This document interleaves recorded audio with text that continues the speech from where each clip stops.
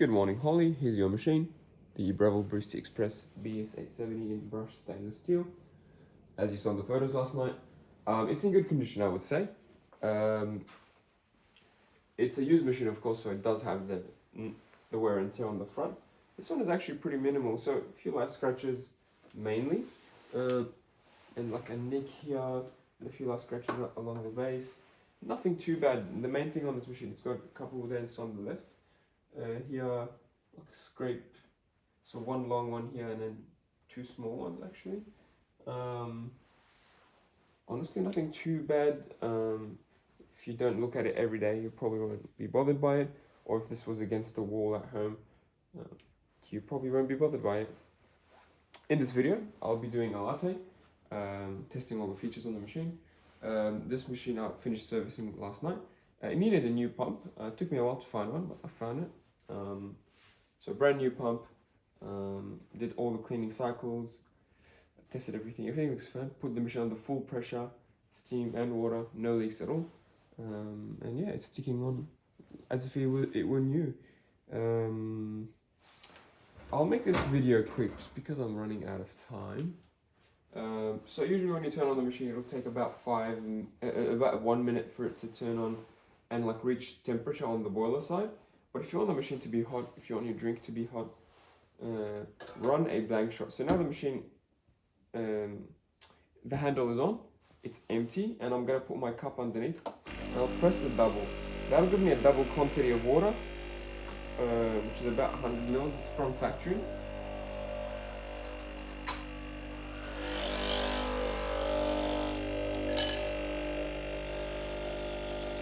That's going to warm things up pretty nicely, and it'll also, if there's any coffee grounds or oils, this will clean it up. So it's a two birds one stone thing. Do that once or twice, it's up to you.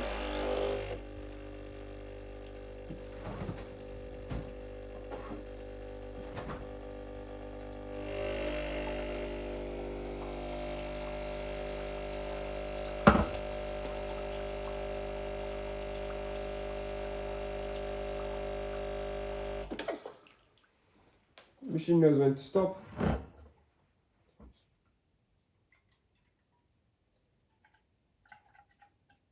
Just adding some milk so we can do everything efficiently.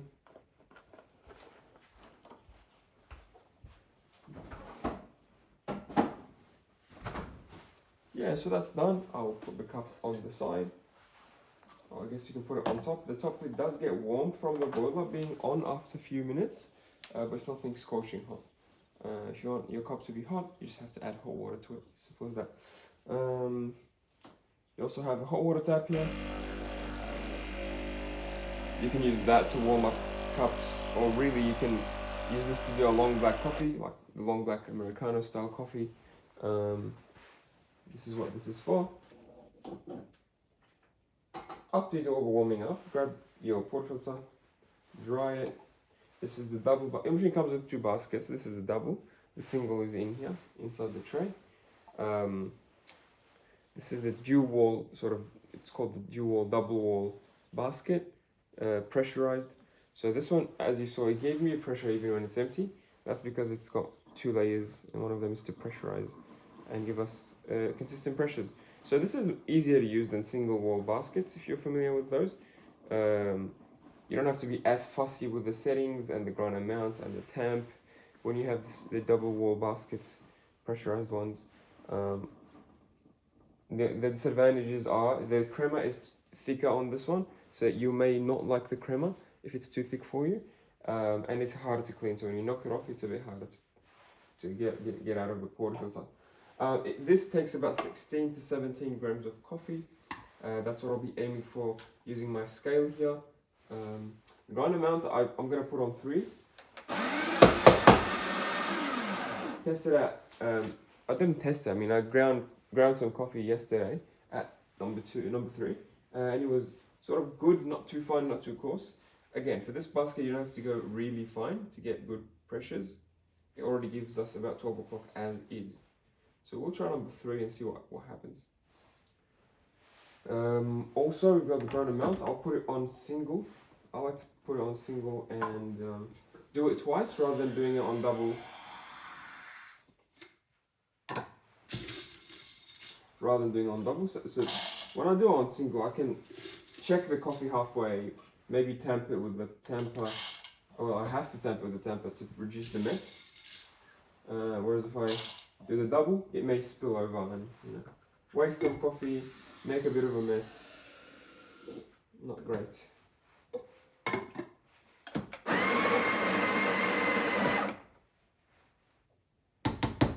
Okay, starting over.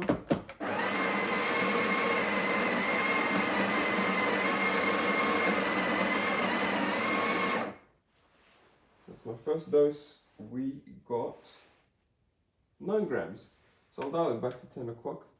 Hopefully we can get 8 grams instead, 8.5.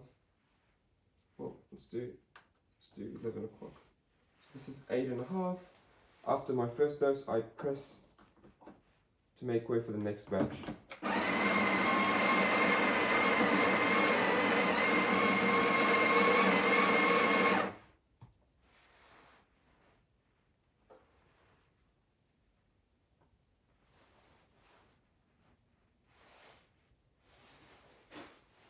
$17.1 grams.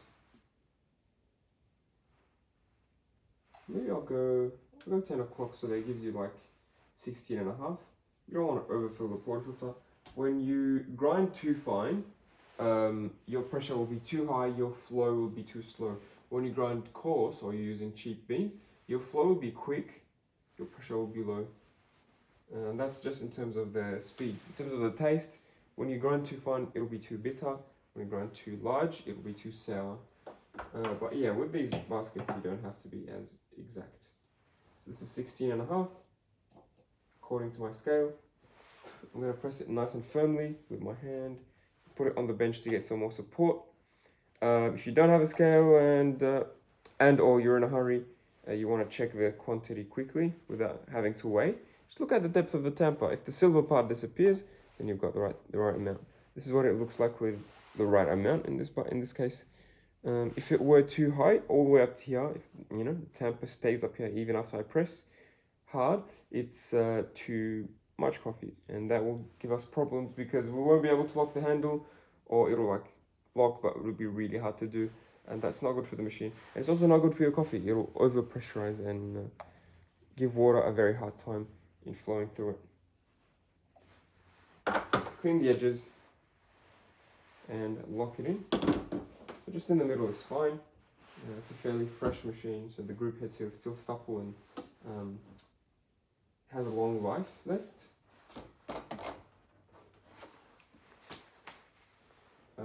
Next, I will discard this water. If you're a fan of flavoring your coffee like syrups or sugar or sweetener, do that. Add that now before you start brewing the espresso, so that they can mix nicely together as the espresso brews.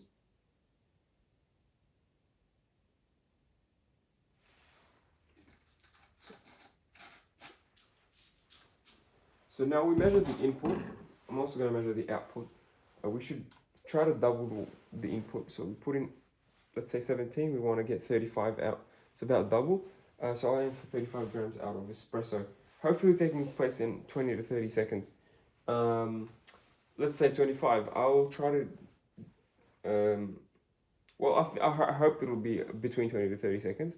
I think it will be based on the grind size and what it feels like. The only way to know for sure is to make a coffee. So we'll make the coffee now. If it flows too quickly, I'll advise you to grind finer to slow it down. If it flows too slowly, I'll advise you to grind coarser to speed it up.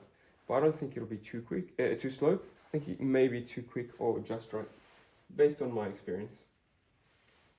So 0 my scale, and then I'm also going to reset the, hopefully this is not too many variables for you. It can be confusing, but the last thing I'll be doing is changing the button size. So these buttons will give you coffee as per the factory settings, which this is 100 mils of water, which equates to about 60 mils of coffee. 60 mils is too much for a double shot. I'll aim for 35, especially since this is a pressurized basket. It'll take 16.5 instead of 18. So I'll aim for 35 grams, sorry. To program a button, you press program, then the button you want to program.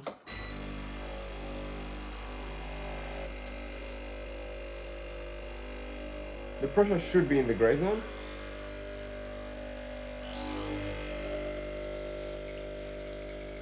Nice smooth flow out of the spouts. About 12.5 o'clock, 1 o'clock pressure. We're at 22 seconds now, and I'll turn it off. That is a decent shot.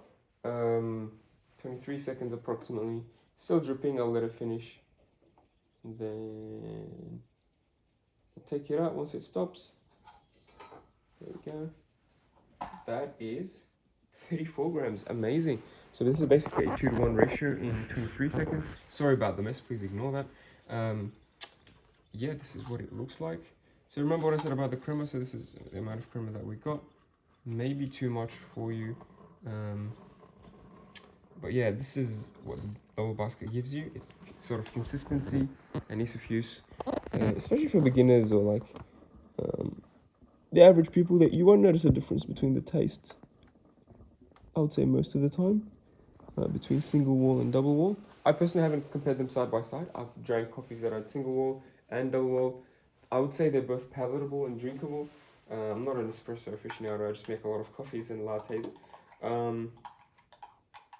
Sorry, a lot of cappuccinos and lattes. But yeah, I'm happy with that shot. 23 seconds, 34 grams, about 2-to-1 ratio.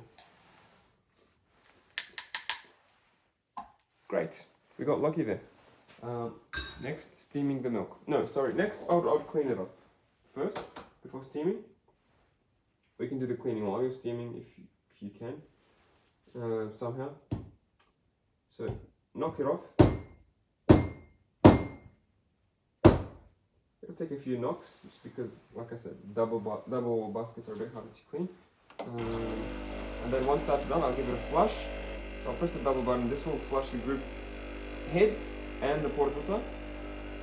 So I like to do this step.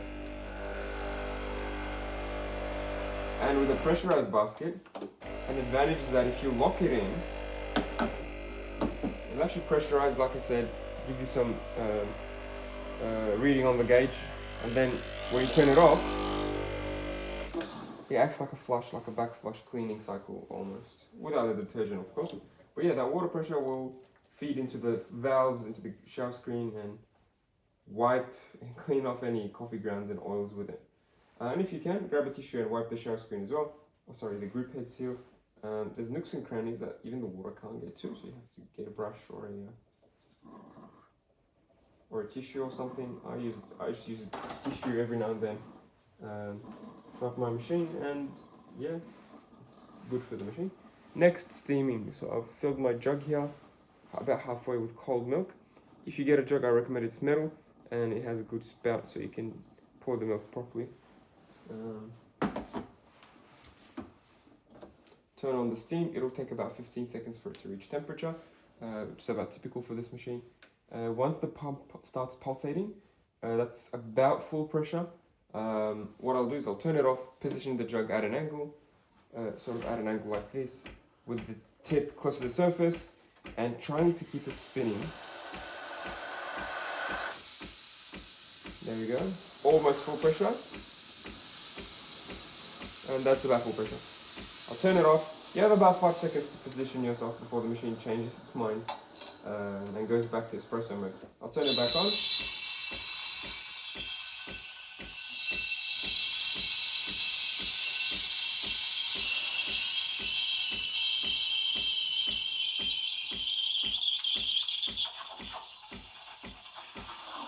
Now the milk's spinning and I'm keeping the tip close to the surface for the first 10 seconds or so.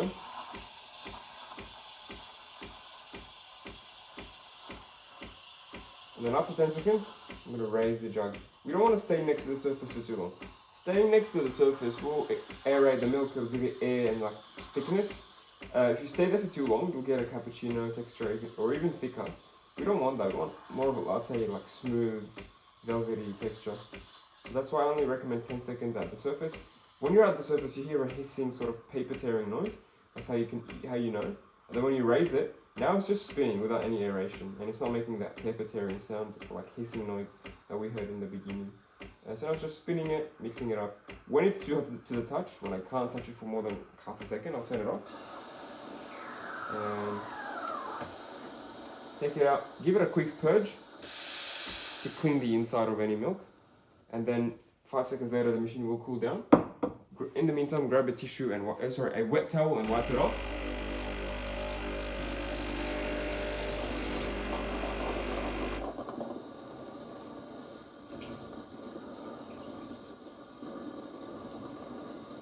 So here's a kitchen towel, wrung out, and I'll wipe the wand straight away. This will be easier to clean the sooner you clean it.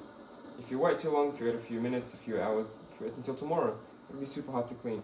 The wand is metal, it gets really hot, and obviously the milk will stick to that, basically forming like a layer on top of the metal. So yeah, the sooner you clean it, the better. And don't forget to do that purge. If you forget to do that purge, there's a milk plug in there that hardens, and the next morning you turn it on, there's nothing coming out. That's when you need to use like a needle or a pin to clean up the tip. But if you do the purge, that will never happen.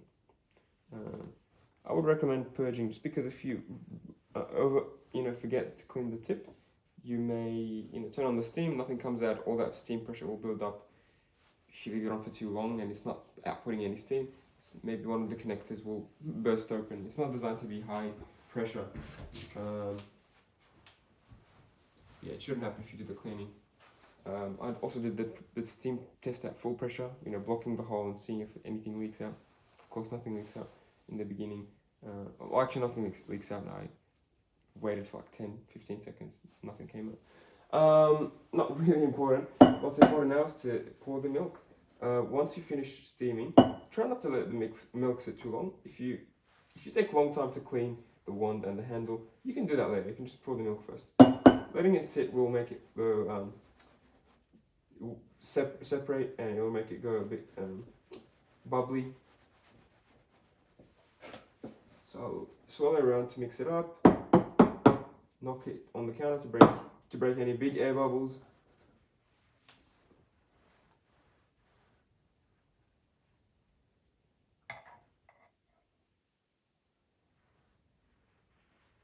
There we go, latte. Looks good to me. I'm looking forward to having it. I'll just show you what it looks like. With some practice, you can. I think this is hot, maybe. With some practice, you can do latte art easy. If you're a barista, you'll do that easy. Yeah, if you take like barista courses or like lessons on how to steam, a lot of people can do really nice patterns. Not me. I'm not that artistic. But yeah, every now and then I get a heart or like a tulip or something. I'm sure you can do amazing drinks with this machine. Hope you enjoy. Thanks for watching. If you have any questions, please don't hesitate. And I'll see you soon. Thanks, Holly.